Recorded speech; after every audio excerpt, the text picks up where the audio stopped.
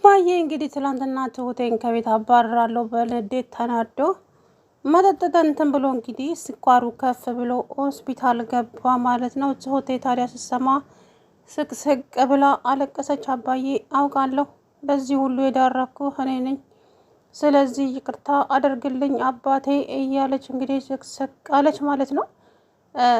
እንግዲህ ትላንትና እንዳያችሁት ቤቴን ለቀሽልኝ ውጪ፣ ከዚህ ቤት ውጪ፣ አይንሽን እዚህ ቤት ውስጥ ማየት አልፈልግም። ትሁት እኔ የምልሽን ነገር አልሰማ ብለሽኛል፣ ስለዚህ ከቤቴ ውስጥ ውጪና ሂጂ አላት። ከዛ በኋላ እንዴ አባዬ ምን ሆነ ነው? ለምንድን ነው እንደዚህ የምትሆነው? ምንድን ያደረግኩ ስትለው ያደረግሽውን አንቺ ራስሽ ታውቂያለሽ፣ ነገር መደጋገም አልፈልግም። ስለዚህ ከቤቴ ለቀሽ ትወጫለሽ ወይስ አወጭም ስትላት እንግዲህ አባዬ ምን ሆነሃል? በሰላም ነው? አላውቅም፣ ብቻ ከቤቴ ውጪ። አንቺ ያቺ ሴትዮ በህይወት ትኑር አትኑር የምታውቂው ጉዳይ የለም፣ ግን አንቺ በህይወት ያለችዋን ከቤት አባረሽብኛል። ስለዚህ ከዚህ በኋላ አይንሽን ማየት አልፈልግም፣ ውጪ ከቤቴ አለቻት። አባዬ ከዛም ትሁት በጣም ተናደደችና አባዬ እባክህን ይቅርታ፣ እኔ እኮ ላንተ ብዬ ነው እንጂ ምን አደረግኩኝ ስትለው አይ ለኔ ብለሽ አይደለም።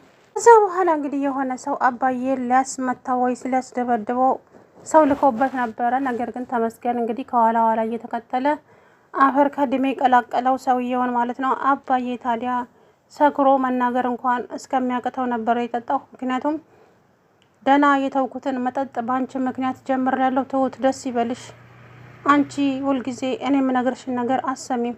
አየሽ አሁን እንደዚህ ሆኜ መጥቻለሁ። ከዛ በኋላ እባክህ አባዬ ይቅርታ፣ በእኔ ምክንያት እንደዚህ እንደሆን ካላውቅም ነበረ፣ ግን ታዲያ በጣም ይቅርታ አባዬ፣ ይቅርታ አድርግልኝ አለች። ከዛ በኋላ እንግዲህ ምንም አይነት ይቅርታ የለም፣ ምንም ይቅርታ አላደርግልሽም። ታዲያ ቆይ ምንድን ነው? እሺ ምንድን ነው ማደርገው? ሂጂ ወደ ቤተሰቦች መሄድ ትችያለሽ፣ ከዚህ በኋላ ግን እቤቴ ላይሽ አልፈልግም ሲላት በጣም ደነገጠች። ከዛ በኋላ አባዬ ትሁት እኮ ነኝ፣ አውቃለሁ ትሁት ነሽ፣ ስለዚህ ከዚህ በኋላ እኔ የምልሽን ካልሰማሽ ቤቴን ለቀሽ ውጪ።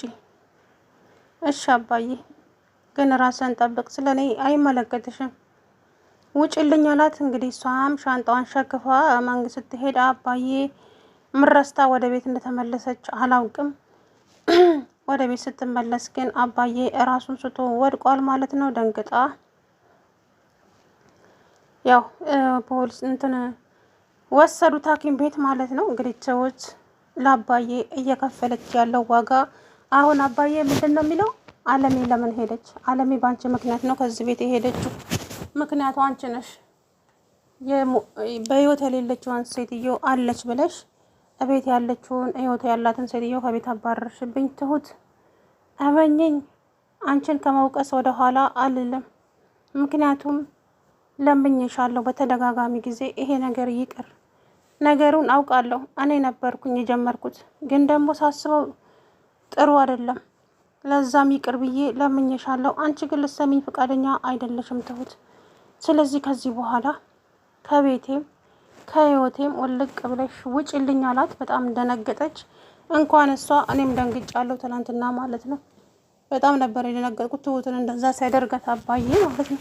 እዚህ ቤት ውስጥ ላይሽ አልፈልግም ውጪ አላት እኮ። በጣም ነበር የደነገጠችውና ከዛ አባዬ ምንም ልታስረጅኝም ልታወሪኝም ፍቃደኛ አይደለሁም፣ ግን ቤቴን ለቀሽ ውጪ፣ ውጪ ያልኩሽ ውጪ ሲላት እንግዲህ በጣም ደነገጠች። ከዛ በኋላ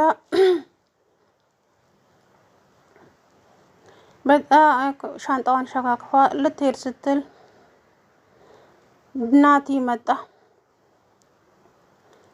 ትሁት ወዴት ነው? አይመለከትም፣ ምን አገባ? ልጅቷ ብሎናለች አይመለከትም አልኩ ናቲ፣ በማይመለከት ነገር አታውራኝ፣ በቃ ተወኝ፣ ዞር በል ከመንገዴ ላይ አለችና ገፍትራው ጥላው ሄደች። አምላክ የትዕግስቱን ስጠኝ፣ ደሞች ሆናለች ብሎ በጣም ተናደደ። ከዛ በኋላ እሺ እንዴት ላድርግ? ምን ማድረግ አለብኝ? ቆይ ና የማን ተመስገን ደግሞ እንግዲህ እኔ ቤተሰቦችሽን ይቅርታ ጠይቄያለሁ። ስለዚህ ለምንድን ነው አንቺ እሺ ማትይኝ? አልልህም፣ መቼም አልልህም። ስለዚህ እባክን ተወኝ ተመስገን፣ ተወኝ። መቼም አልተውሽም ትሁት። እኔ እኮ አንቺን ብተውሽ ተውሽ ነበር፣ ግን ታውቂያለሽ በጣም ስለምወድሽ 8 ዓመት በሙሉ አንቺኑ ስከታተል ነው የኖርኩት። ስለዚህ ከአንቺ መራቅ አልችልም። ትሁት ለምንድን ነው ፍቅር የማይገባሽ? አዎ አይገባኝም። ከአንተ የመጣ ፍቅር መቼም ሊገባኝ አይችልም። ስለዚህ ተወኝ፣ በቃ ተወኝ አለችው። አልተውሽም። እሱ የልም እንጀራ ነው የሚሆንብሽ ትሁት፣ አትልፊ። እኔ አንቺን አጥቼ መኖር አልችልም።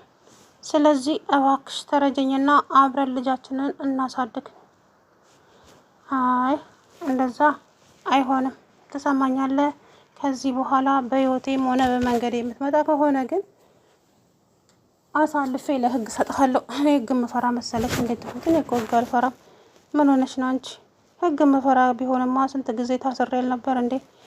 ስለዚህ በቃ ሁሉም ነገር እዚህ ጋር አብቅቷል። እናም እኔ ግን አንቺን ልተውሽ በፍጹም አልችልም አላት። ትሁት በጣም ግራ ተጋባች። ከዛ እህቷ ጋር ደወለችና እህቴ።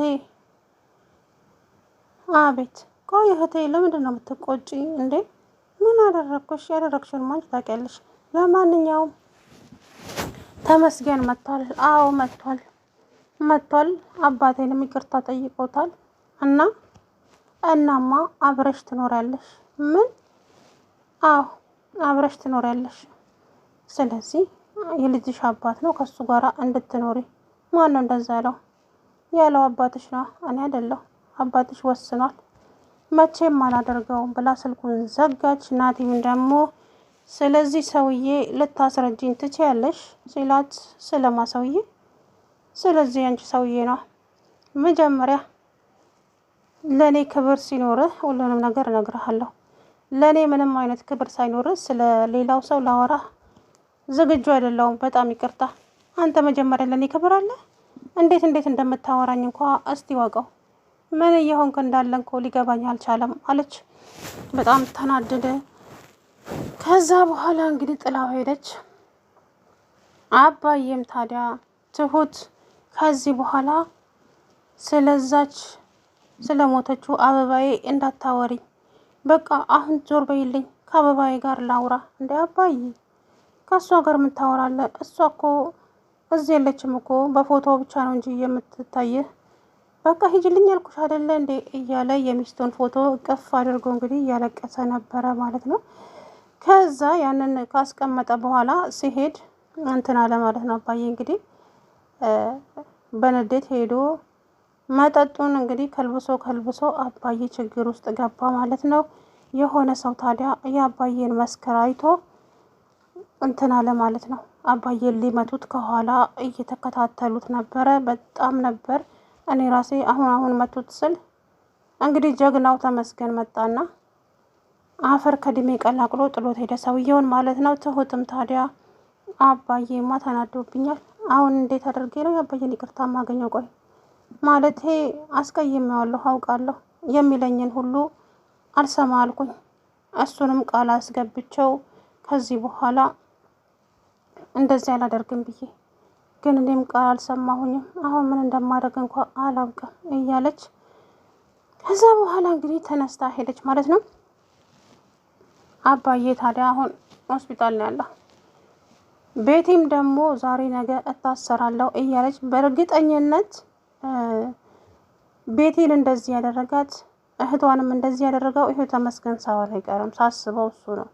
እውነቱን ለመናገር ጠራቱ ተመስገን ነው ብዬ አሰብኩኝ አሁን ላይ ማለት ነውና ለማንኛውም እንግዲህ አቶ ተመስገን ለትሁት ያለውን ፍቅር ቀን በቀን እየገለጸ ነው ማለት ነው። እሷ ግን በፍጹም አይኑን እንኳን አይደለም ድምፅህን መስማት አልፈልግም። ጭራሽ እንደው ትገርመኛለህ እኮ በጣም አብሬህ እንድኖር እኮ ትጋብዘኛለህ።